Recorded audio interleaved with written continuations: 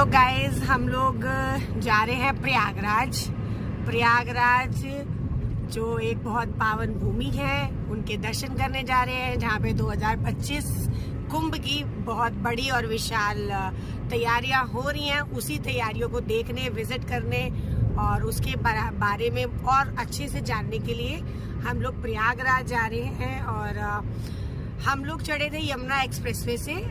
वैसे हम लोग रहते हैं गाजियाबाद, तो गाजियाबाद से हम लोग यमुना एक्सप्रेसवे से होते हुए हमने ये लिया है रूट अपना प्रयागराज के लिए। और हमने टोल क्रॉस कर दिया है, पहला जेवर का और उसके बाद वो मथुरा वाला। दोनों टोल हम क्रॉस कर चुके हैं, तीसरे टोल की तरफ हम जा रहे हैं। और हमारे साथ कुछ लोग थे, तो जिसकी वजह से हमने उनको भी बीच में ड्रॉप किया है, और जिसकी वजह से हमने वीडियो नहीं बनाई थी कि उनको हमारी वजह से परेशानी ना हो, कहीं वो डिस्टर्ब हो।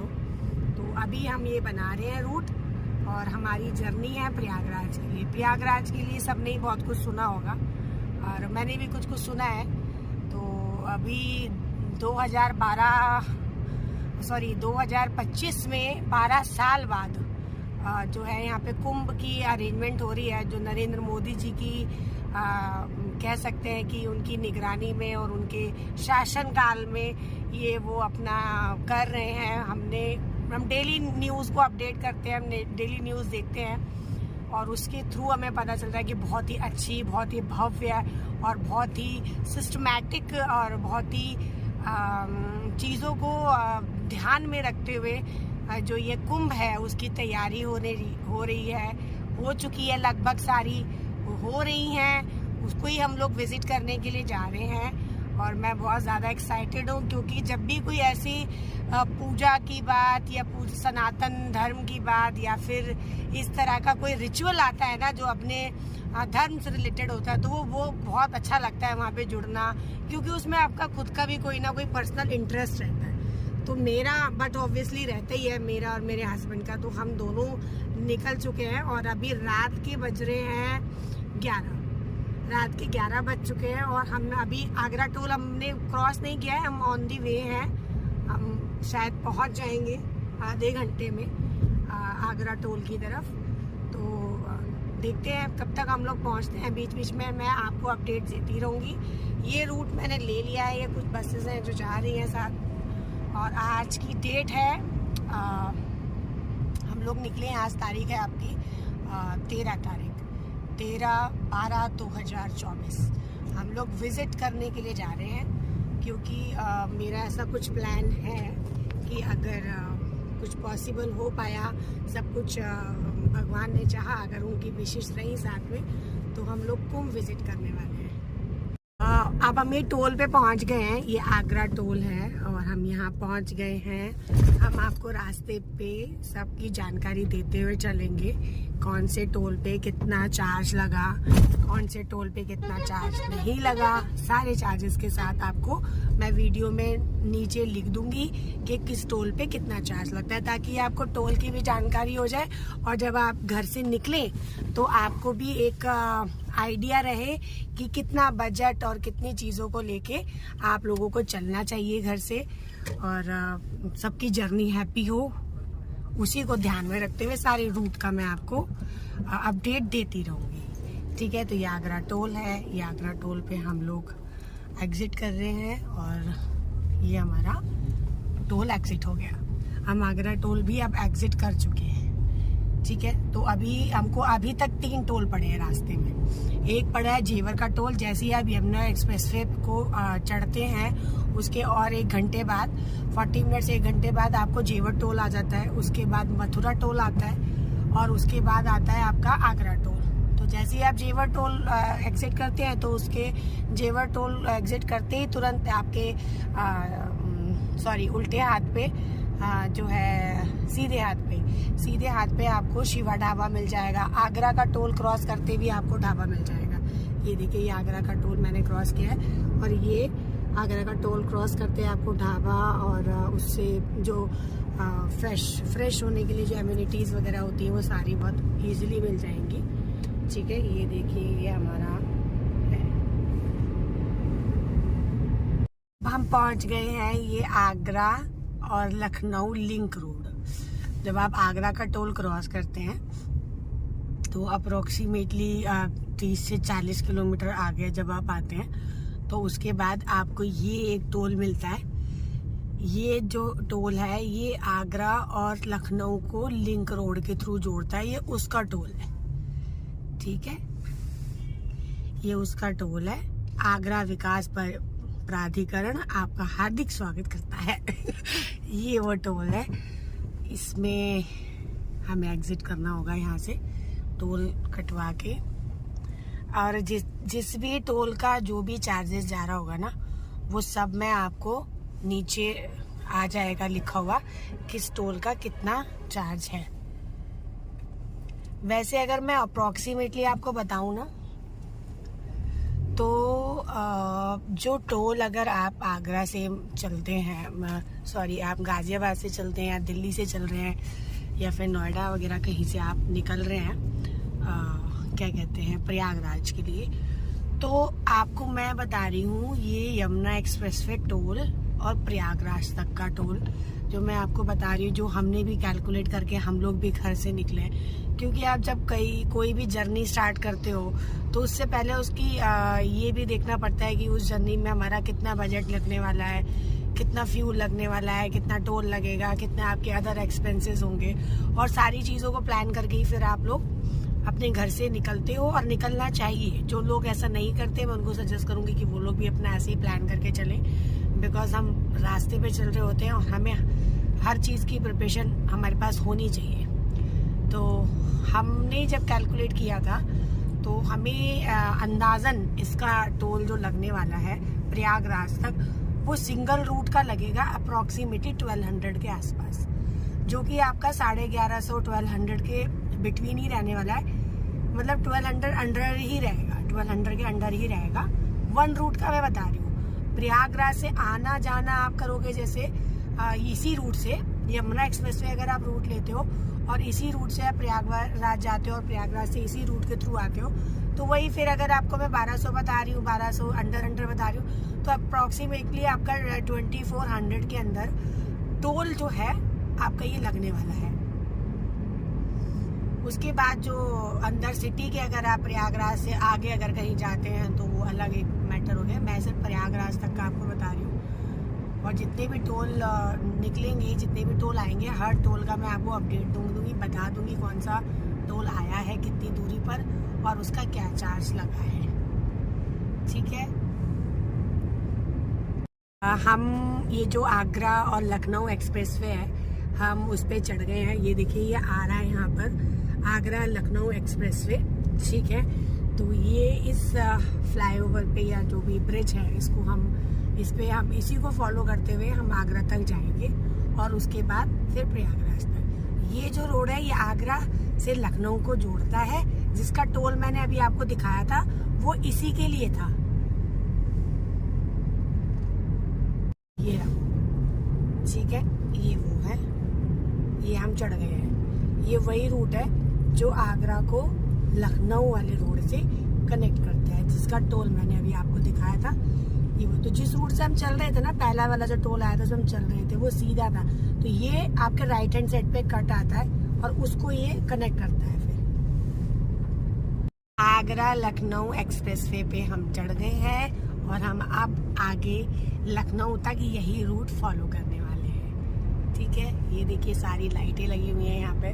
जैसे ही ये जो रूट है आगरा लखनऊ का जब ये स्टार्ट होता है तो स्टार्टिंग में ही इस तरह की लाइटें सब आपको मिल जाती है।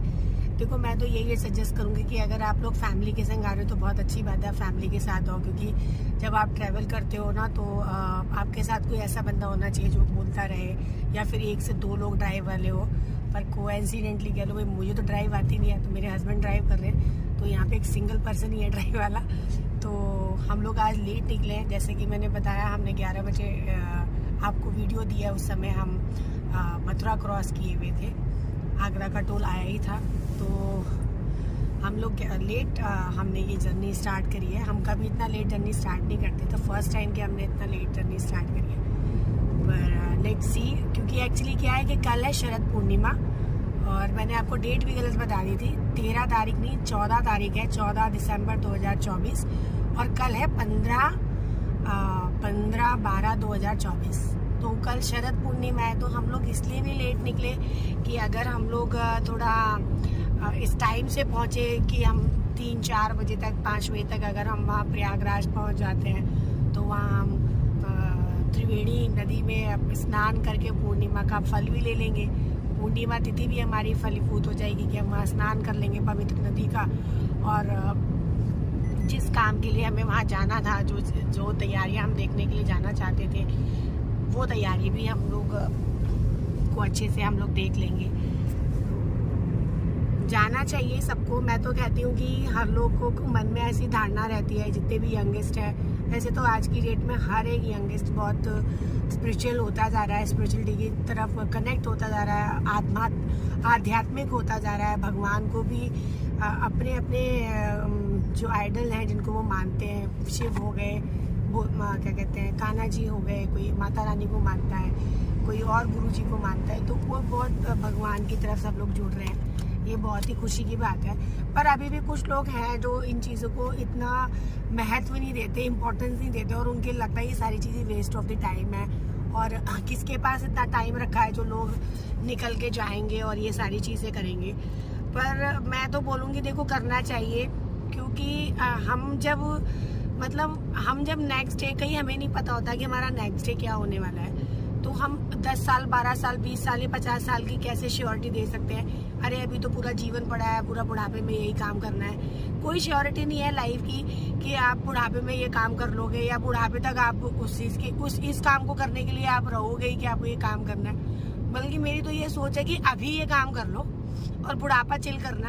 अगर बुढ़ापा आप लोग देखते हो, आपका बुढ़ापा आता है, तो बुढ़ापा चिल करना और अभी ये सारी चीज़ें करो, क्योंकि इस समय आपके शरीर में सामर्थ्य है, आप भाग दौड़ कर सकते हो।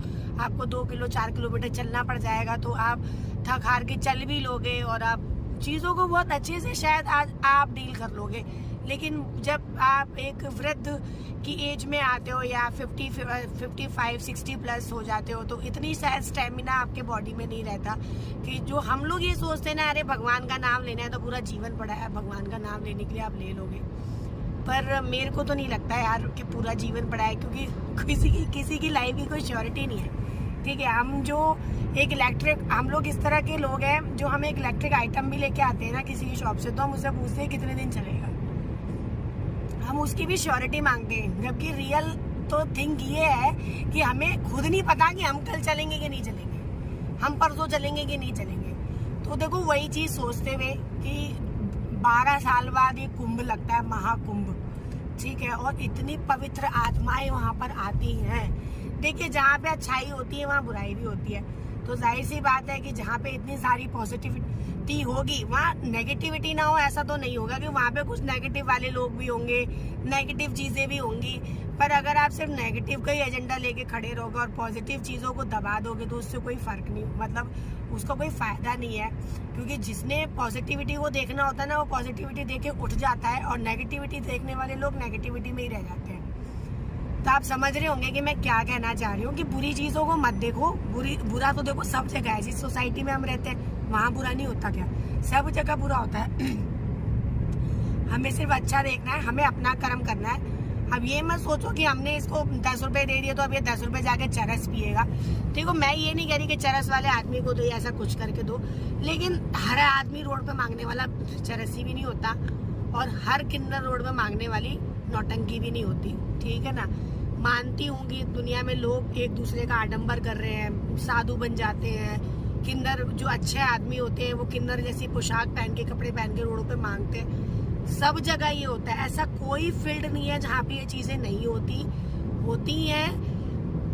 सारी बातों का मतलब, मेरा इतना बातों का कहने का सिर्फ इतना ही अर्थ है कि आप लोग आध्यात्मिक हो, और आप लोग हो, मैं तो कहती हूँ मेरे से ज़्यादा ही हो बल्कि, ठीक है। लेकिन फिर भी अगर आपको मौका मिलता है, आपके पास समय है, 12 साल में ये अवसर आता है कुंभ का, और आपको जुड़ना चाहिए। बिल्कुल जुड़ना चाहिए। आप एक दिन स्नान करने जा सकते हो, आप जाओ। आप 5 दिन स्नान करने जा सकते हो, आप जाओ। आप 2 दिन रह सकते हो, आप रहो। आप 10 दिन रह सकते हो, आप रहो। आप अकेले जा रहे हो, आप 2 लोग अपने साथ में ले लो, उनको लेके जाओ, पर जाओ जरूर, क्योंकि कल किसी ने नहीं देखा, ठीक है। और ये बहुत पॉजिटिव एनर्जी के साथ होने वाला है। आप अपना मन साफ रखो, आपको सारे लोग पॉजिटिव ही मिलेंगे, सारे लोग अच्छे ही होंगे। इतने साधु संत लोग वहाँ आते हैं, और मैं कहती हूँ सबसे स्ट्रगल लाइफ साधु संतों की होती है। हम लोग लड़ झगड़ के पापा मम्मी से ही कहने लगते हैं कि यार पापा आपने हमारे लिए ऐसे नहीं करा, मम्मी जी आपने ऐसे नहीं करा। हस्बैंड को बोलेंगे यार तुमने ऐसे नहीं करा, तुमने पापा ने ऐसे नहीं दिए। मतलब हमें हर रिश्ते में शिकायत रहती है। भाई से भी शिकायत कर लेते हैं, हस्बैंड से भी शिकायत कर लेते हैं, मम्मी पापा से भी शिकायत कर लेते हैं, और रही फिर टीचर से भी शिकायत कर लेते हैं कि टीचर ने उसको ज्यादा अच्छे से सिखाया, हमें नहीं ज्यादा सिखाया।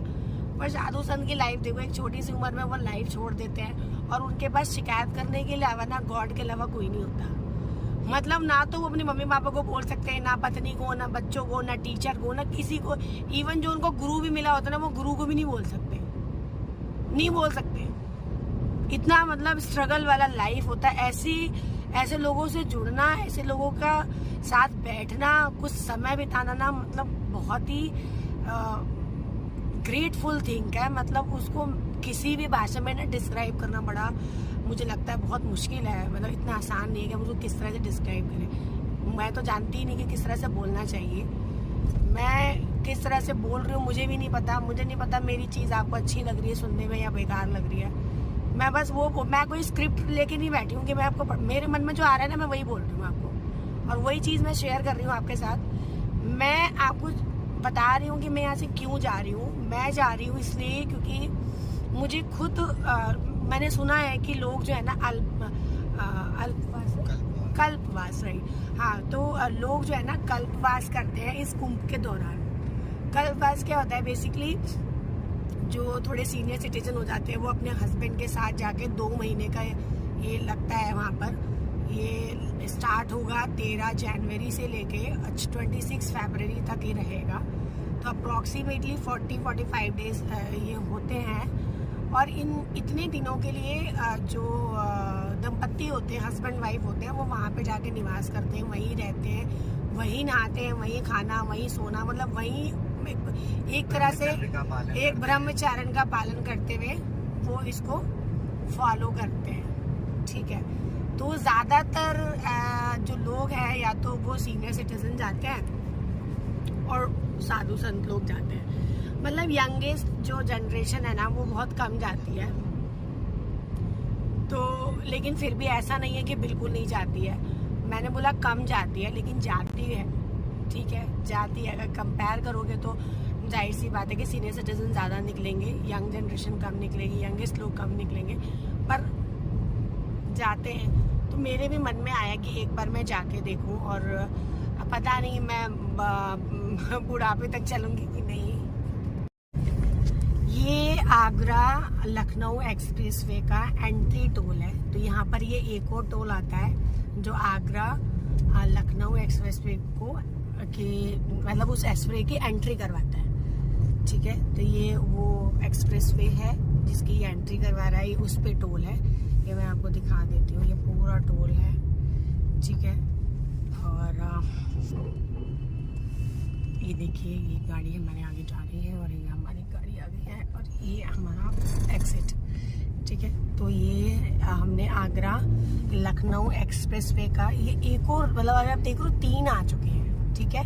टोटल 3 आ गए। पहले हमने आगरा का टोल एग्जिट किया था, फिर एक और टोल हमने एग्जिट किया था जो आगरा और लखनऊ एक्सप्रेसवे को लिंक रोड को जो जोड़ता है, ठीक है, वो टोल था। और अभी ये तीसरा, ठीक है। तो टोटल अभी तक 3 टोल आ गए आगरा वाले टोल को इंक्लूड करते हुए अभी तक 3 टोल आ चुके हैं। तो आगे जितने भी टोल आते रहेंगे मैं आपको बताती रहूँगी। इसका प्राइस भी मैं आपको डाल दूँगी स्क्रीन पे। और ये अगेन इसकी एंट्री दोबारा से ऐसी है, ये लाइटें लगी हुई हैं दोनों साइड्स पे। स्टार्टिंग पे तो लाइटें हैं, थोड़ा सा जब आप चलोगे 2-4-8 किलोमीटर उसके बाद ये लाइटें हाईवे पे नहीं मिलती हैं। तो इसीलिए नाइट की जो ड्राइव है वो आप प्रिकॉशन के साथ और सेफ्टी के साथ करें और अपनी बॉडी को देखते हुए कि आपको रात को नींद वींद ज़्यादा अगर नहीं आती तो आप कर ले, अगर अदरवाइज आपको नींद आती है तो फिर आप टेक ही करें।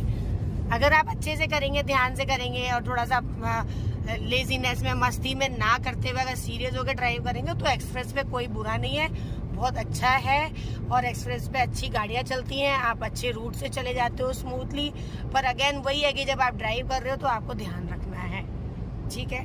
बस ध्यान का ही सारा वो है, ध्यान रखना है बस।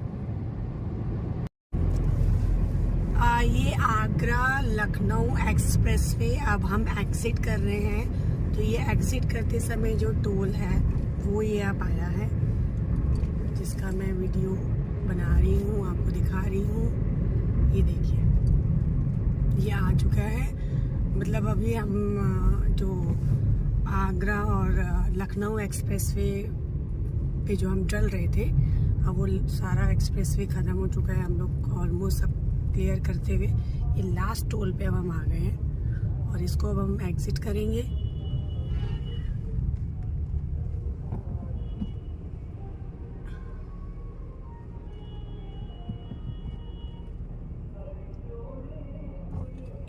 ये जो है टोल एग्जिट कर दिया है। अभी मुझे लगता है शायद 500 मीटर के डिस्टेंस पे ही जो है लखनऊ सिटी के अंदर जाने का जो है रास्ता आ जाएगा, टर्न आ जाएगा।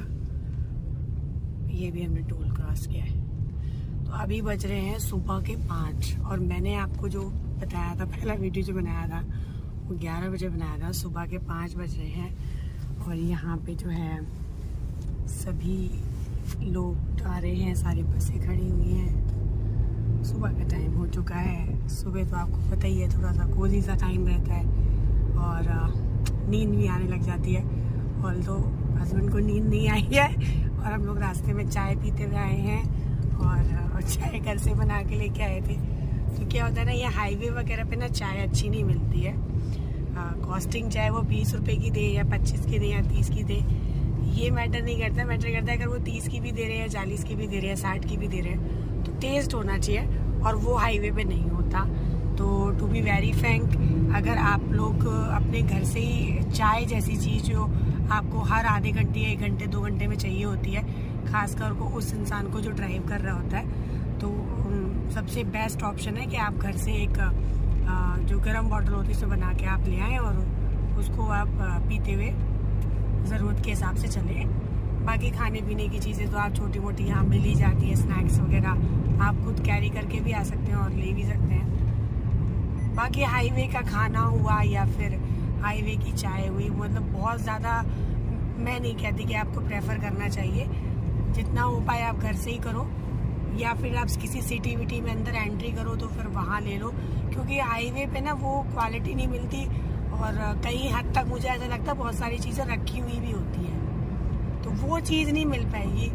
जिस हिसाब से वो लोग चार्ज करते हैं वो चीज़ आपको नहीं मिल पाएगी, फिर आप मन मार के खा के आओगे। तो इमरजेंसी की बात अलग है, इमरजेंसी के लिए सारी एमिनिटीज़ हैं जगह जगह पे। कई सारे रेस्टोरेंट्स आए क्योंकि रात का टाइम था और हस्बैंड को भी मैं बात करती हुई आ रही थी कि उनको नींद ना आ जाए, तो इस वजह से मैंने वीडियो नहीं बनाई। अदरवाइज रास्ते में आपको ये आगरा और लखनऊ जो एक्सप्रेस वे है, यहाँ पे यहाँ के गवर्नमेंट के हिसाब से सरकारी तो आपको वो मिल जाते हैं, रेस्टोरेंट मिल जाते हैं। रेस्टोरेंट के साथ आपको पेट्रोल पंप मिल जाता है, CNG पंप मिल जाता है। फ्रेश होने के लिए अदर जो एमिनिटीज़ होती हैं, टॉयलेट बाथरूम वगैरह, वो सब आप यूज़ कर सकते हो। रेस्टोरेंट्स हैं और फूड कोर्ट्स वगैरह भी अलग अलग तरह के बने हुए हैं, वो सारी चीज़ें आपको मिल जाती हैं। हाईवे पे है, जगह जगह पे है। इसी आगरा से लखनऊ एक्सप्रेस पे ही 2 है, जाते समय भी और आते समय भी। और इन एक्सप्रेस वे से पहले भी काफ़ी पड़ते रहते हैं छोटे मोटे बीच में। तो वैसे आपको कोई प्रॉब्लम नहीं है अगर आप दिन में चल रहे हो या रात में भी चल रहे हो, तो ऐसा तो कोई प्रॉब्लम नहीं है कि आपको कोई इमरजेंसी या टॉयलेट बाथरूम वगैरह में कुछ प्रॉब्लम होगी। रेस्टोरेंट वगैरह सब चीज़ अवेलेबल है। ये अब हम उल्टे हाथ की तरफ टर्न ले रहे हैं और अब हम लखनऊ सिटी में एंट्री कर लेंगे। हमने आगरा और लखनऊ एक्सप्रेसवे को जो जोड़ता है उसको क्रॉस करते हुए आए हैं, फॉलो करते हुए। यमुना एक्सप्रेसवे से। और अब हम लखनऊ सिटी में एंटर कर चुके हैं। ये जो है ये हम एंटर कर चुके हैं। और बस जैसे ही आप उस ब्रिज को क्रॉस करते हो तो फिर आपको आपके दोनों साइड्स पे धीरे धीरे ढाबे, रेस्टोरेंट, छोटी छोटी दुकानें मिलती चली जाएंगी, क्योंकि आप सिटी में एंट्री कर जाएगा तो फिर आपको सारी चीज़ें दिखेंगी।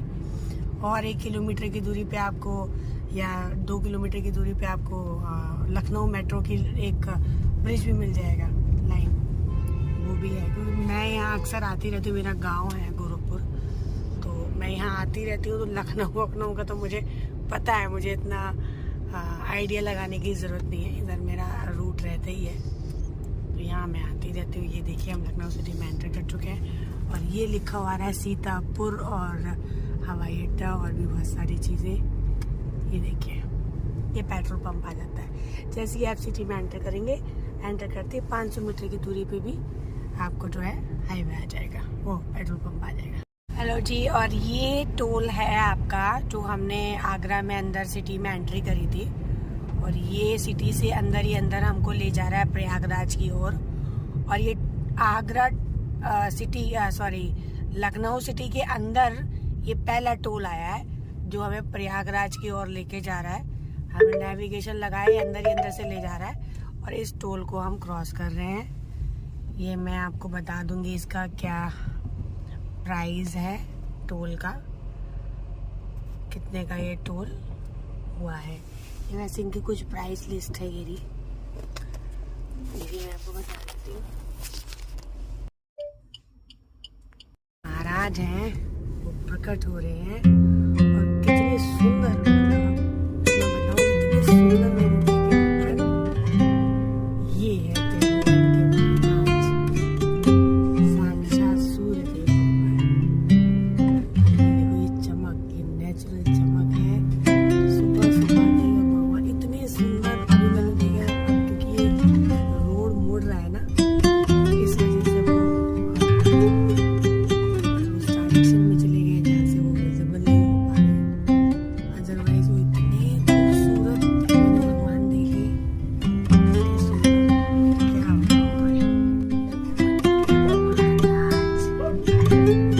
साक्षात सूर्य भगवान के दर्शन आपको मैं करा रही हूँ। बहुत सुंदर और बहुत ही चमकते हुए लाल। वीडियो में भी इतने अच्छे नहीं आ रहे जितने ये रियल में है। हम लोग आ चुके